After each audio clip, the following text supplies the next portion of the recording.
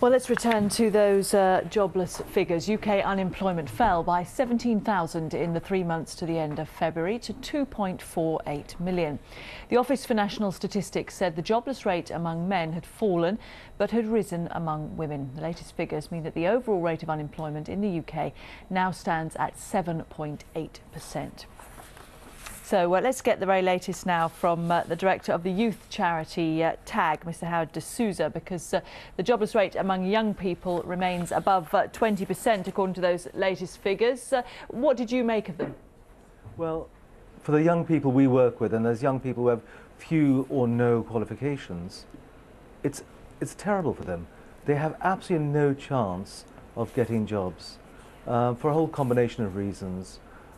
Either they don't have the qualifications, there are no opportunities, and lastly, they don't have the employability skills required by employers. So tell us a little bit about what your organisation does, where you think the gaps and the problems are and how you're attempting to fill them. Certainly. What TAG does is we focus on 18 to 24-year-old job seekers. Most of them are people with no qualifications at all.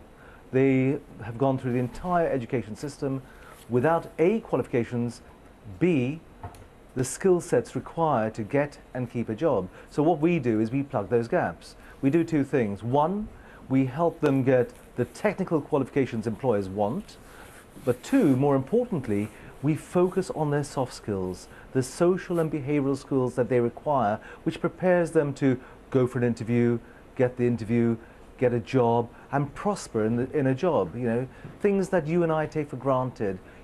You know, how do you behave in an interview? How do you behave in work? How do you work with authority? And for some of them, how do you work with women? We work exclusively at the moment with the health and fitness sector, where there's a huge demand, and the health and fitness sector has been very, very good to us in terms of helping give our young people job opportunities and jobs at the end of it. Your point is very interesting because it makes it sound, when it comes to youth unemployment, that to some extent we're talking to the wrong minister. If we've got the employment minister, we should have the education minister, because you're saying it's not necessarily that the jobs aren't there, it's that young people just aren't equipped to apply for them, let alone get them. Well, it's a combination of factors. One, the jobs aren't there. There's a recession on, and we accept that.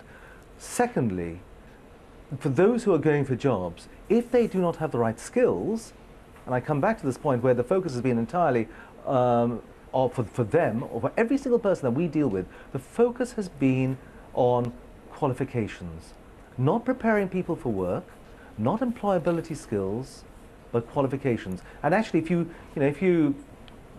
still have a lot of people who are dyslexic, who fall outside the category, and therefore the system has failed them.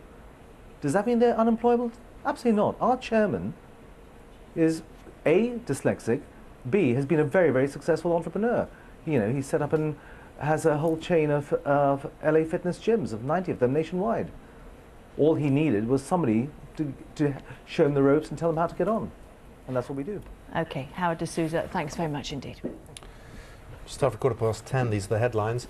Nurses are voting on a motion of no confidence in the Health Secretary Andrew Lansley because of the proposed changes to the